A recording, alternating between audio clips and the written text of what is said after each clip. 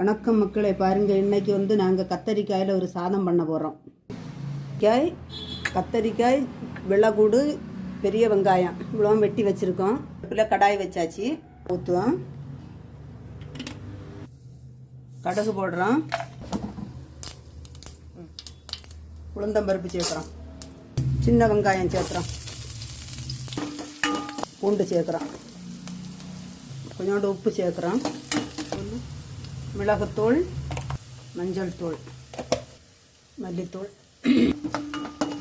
வெட்டி வச்சுருக்க கத்தரிக்காய் சேர்க்குறோம். நேரம் வதங்குது வர அப்படியே கிண்டிகிட்டே இருக்கணும். கத்தரிக்காய் எல்லாம் நல்லா பொரிஞ்சு வந்தாச்சு. இதில் சாதம் தட்டிக்கின்றோம்.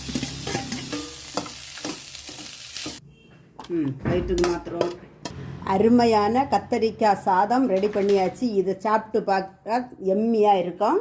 இதுபோல் நீங்களும் செய்து ஈஸியான முறையில் சமையல் பண்ணி